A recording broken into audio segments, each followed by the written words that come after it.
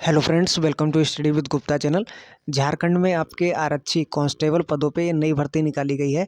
तो पदों की बात करें तो पद भी आपके अच्छे खासे हैं। 4900 प्लस आपके पद हैं, रेगुलर और बैकलॉग दोनों हैं। तो अदर स्टेट के जो कैंडिडेट हैं वो भी इस भर्ती के लिए अप्लाई कर सकते हैं।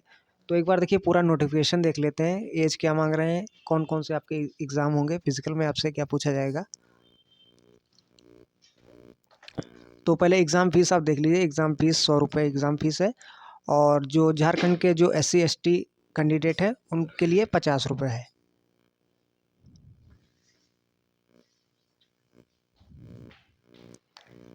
अब यहाँ पद देख लीजिए, डिस्ट्रिक्ट वाइज आपको पद बताए गए हैं, किस डिस्ट्रिक्ट में कितने पद हैं। तो ये आपके रेगुलर हैं।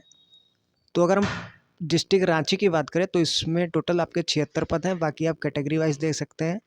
इधर आपके आरक्षित पद हैं जो अनुसूचित जनजाति के अधीन आदिम जनजाति हैं। और इधर खेल कोटे के लिए पद आरक्षित किए गए हैं। अगला आपका डिस्ट्रिक्ट खूंटी है जिसमें आपके 86 पद हैं। फिर आपका सिमडेगा जिसमें 103 पद हैं। फिर आपका गुमला 12, हजारीबाग 212, कोडरमा 42, चतरा 50, गिरिडीह 452, रामगढ़ 200, बोकारो 136, धनबाद 337, पलामू 44, लातेहार 112, दुमका 164, जामताड़ा 52, देवघर 343। ऐसे आप अलग अलग डिस्ट्रिक्ट वाइज देख सकते हैं कितने क्या पद आपको बताए गए हैं। उसके बाद ये आपके बैकलॉग शुरू हो जाते हैं पद। बैकलॉग में आप डिस्ट्रिक्ट वाइज देख सकते हैं।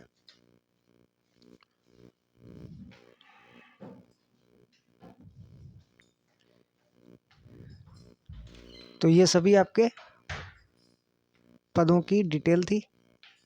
तो आगे हम देखिए बात करते हैं एकेडमिक क्वालिफिकेशन क्या होनी चाहिए। तो यहाँ आप देख सकते हैं हाई स्कूल आपका होना चाहिए। हाई स्कूल आप पास हो इस कांस्टेबल भर्ती के लिए।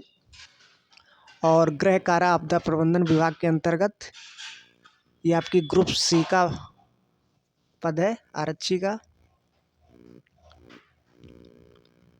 अगर हम खेल कूद कोटे की बात करते हैं, जो खेल कूद कोटे के अंतर्गत कैंडिडेट हैं तो उनके लिए देखिए बताया गया है, अगर वे झारखंड ओलंपिक संघ और उससे संबंधित संघों द्वारा आयोजित अधिकाधिक राज्य चैंपियनशिप में अगर उनका सेकंड और थर्ड प्लेस है तो वे खेल कूद कोटे के अंतर्गत अप्लाई कर सकते हैं। ये उनके लिए नेसेसरी है। अब फिजिकल की देखिए बात करते हैं तो फिजिकल कैटेगरी वाइज आप देख सकते हैं। तो जनरल और जो EWS हैं उनकी जो हाइट होनी चाहिए 160 centimetre, chest 81 centimetre. SC ST वालों का 155 सेंटीमीटर, चेस्ट 79 सेंटीमीटर। और जो अत्यंत पिछड़ा वर्ग है वो पिछड़ा वर्ग है 160 सेंटीमीटर हाइट और 81 सेंटीमीटर ये चेस्ट। अगर हम फीमेल कैंडिडेट की बात करते हैं तो 148 सेंटीमीटर ये उनकी हाइट होनी चाहिए।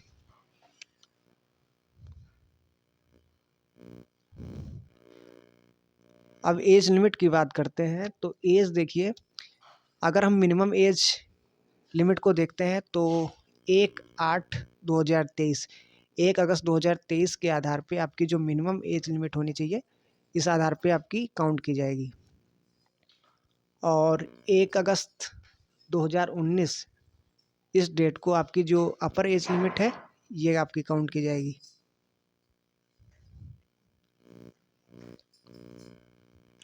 तो मिनिमम एज आपकी 18 है, मैक्सिमम आपकी 25 है। 25 जो जनरल और EWS हैं उनके लिए 25 है।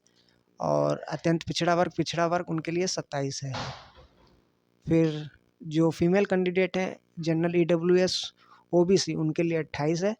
और जो SC ST मेल है या फीमेल हो उनके लिए 30 साल है। और जो भूतपूर्व सैनिक है उनको छूट भी दी गई है, अपर एज लिमिट में 5 साल की छूट दी गई है।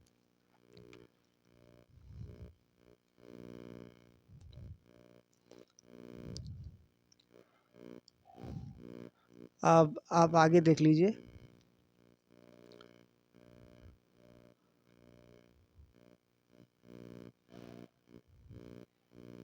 डेट आप देख लीजिए, डेट आपकी कब से क्या फॉर्म भरे जाएंगे।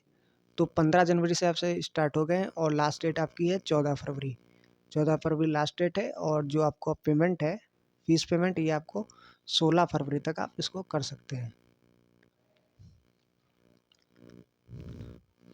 उसके बाद आपको 20 फरवरी से 22 फरवरी तक का टाइम मिलेगा, जिसमें आप जो आपका एप्लीकेशन फॉर्म है, जिसमें डीओबी है या कैंडिडेट नेम है, ईमेल आईडी है, मोबाइल नंबर, इसको छोड़ के अन्य जो आपकी डिटेल है उसको आप करेक्शन कर सकते हैं। तो उसके लिए लिंक 20 फरवरी से 22 फरवरी के बीच आपकी खोल दी जाएगी।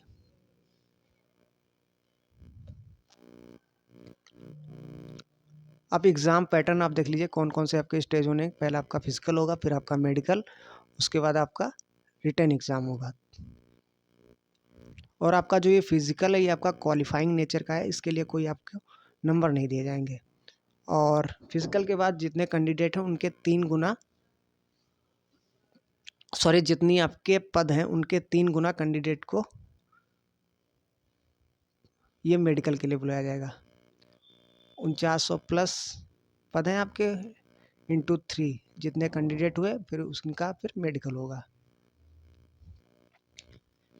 रिटन एग्ज़ाम की बात करें तो रिटन एग्ज़ाम आपका ओमार सीट बेस होगा, और जो फिजिकल और मेडिकल में जो कैंडिडेट सफल हो गए उनको फिर रिटन एग्ज़ाम के लिए बुलाया जाएगा। रिटन एग्ज़ाम देख लीजिए, रिटन एग्ज़ाम में बताया है जो आपके 2 पेपर होंगे, और हर पेपर आपका 2-2 घंटे का होगा। और जो आपके क्वेश्चन होंगे, एक क्वेश्चन आपका 3 नंबर का होगा, और सही क्वेश्चन करने पे आपको 3 नंबर दिए जाएंगे, और गलत उत्तर देने पे आपकी नेगेटिव मार्किंग भी रखी गई है, 1 की नेगेटिव मार्किंग भी, 1 नंबर की। जो आपका पहला पेपर होगा ये आपका क्षेत्रीय जनजाति भाषा ज्ञान से रिलेटेड होगा। तो ये आप भाषाएं दे सकते हैं, इसमें आपको एक भाषा चॉइस करनी होगी, जिसमें से आपसे 100 क्वेश्चन होंगे। तो आपका जो पेपर फर्स्ट है उसमें आपको मिनिमम 30% नंबर ये लाने होंगे। दूसरा आपका पेपर है, दूसरे पेपर में आपके 2 भाग होंगे। पहले भाग में आपका हिंदी पूछा गया, दूसरा पार्ट जो होगा वो आपका जीके का होगा। तो हिंदी की बात करें जिसमें आपसे 50 क्वेश्चन होंगे, हिंदी व्याकरण, मुहावरे, लोकोक्तियाँ, शुद्धिकरण से होंगे क्वेश्चन। और दूसरा जो आपका होगा पार्ट, उसमें जीके प्लस आपकी न्यूमेरिकल एबिलिटी से क्वेश्चन होंगे। और सॉरी, हर जो पेपर होगा आपका 2 घंटे का होगा, टोटल 300 क्वेश्चन होंगे, और पेपर का जो लेवल होगा आपका मैट्रिक लेवल होगा। तो पेपर सेकंड एक बार फिर से देख लीजिए। पेपर सेकंड में आपके 2 भाग होंगे। पहले भाग में आपसे हिंदी भाषा से संबंधित क्वेश्चन पूछे जाएंगे, दूसरे भाग में आपका जीके प्लस आपका न्यूमेरिकल एबिलिटी। उसके बाद फिजिकल में जैसे बताया आपका हाइट, चेस्ट के साथ साथ आपकी रनिंग भी करवाई जाएगी। तो रनिंग जो मेल कैंडिडेट हैं तो 1 घंटे में आपको 10 किलोमीटर ये रनिंग है, और फीमेल कैंडिडेट के लिए आधे घंटे में 5 किलोमीटर ये रनिंग है। उसके बाद फिर मेडिकल आपका पहले ही होगा, फिजिकल मेडिकल, उसके बाद फिर रिटन एग्ज़ाम।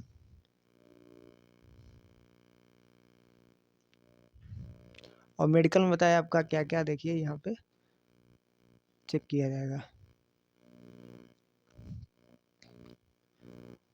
और जो आपकी मेरिट लिस्ट बनेगी ये आपकी पेपर फर्स्ट और पेपर सेकंड के मार्क्स के आधार पे आपकी मेरिट लिस्ट बनाई जाएगी।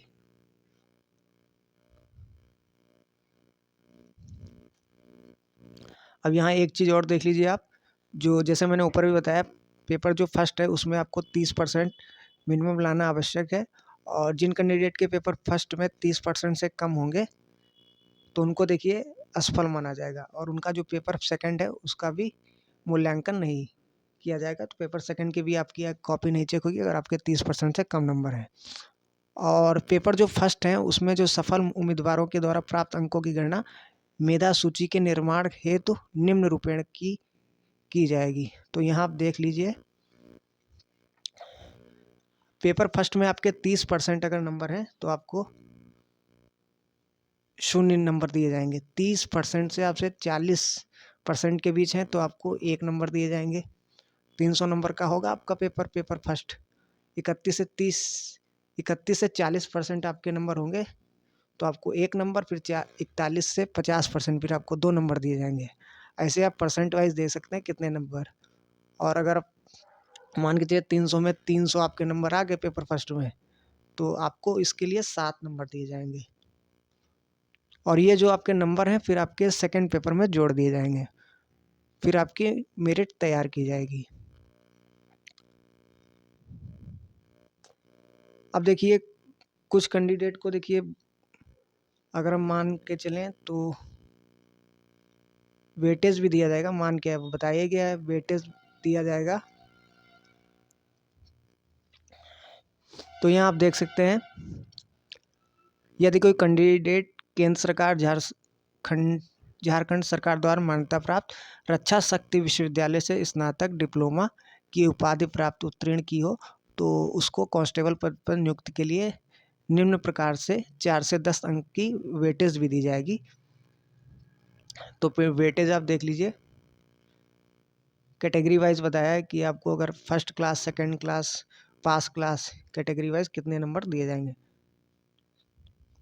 तो यहाँ आपकी अगर डिस्टिंक्शन होगी तो 10 नंबर, फर्स्ट क्लास पे आपको 8 नंबर, सेकंड क्लास पे आपको 6 नंबर, और पास क्लास हैं आप तो 4 नंबर आपको, ये नंबर आपको दिए जाएंगे वेटेज के रूप में।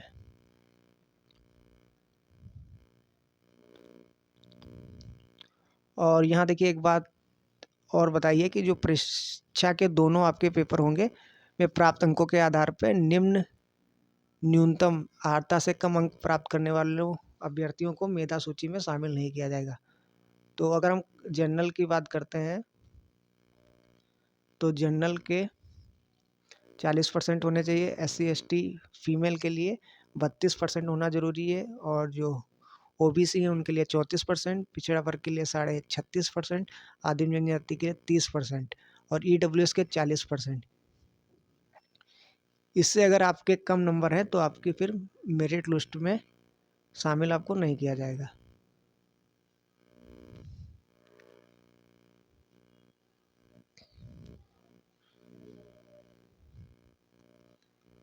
और ये आपके दोनों पेपर मिला के इतने % नंबर होने चाहिए। तो ये देखिए पूरा आपका नोटिफिकेशन था। अगर आप एलिजिबल हैं इस पोस्ट के लिए तो आप अप्लाई कर सकते हैं।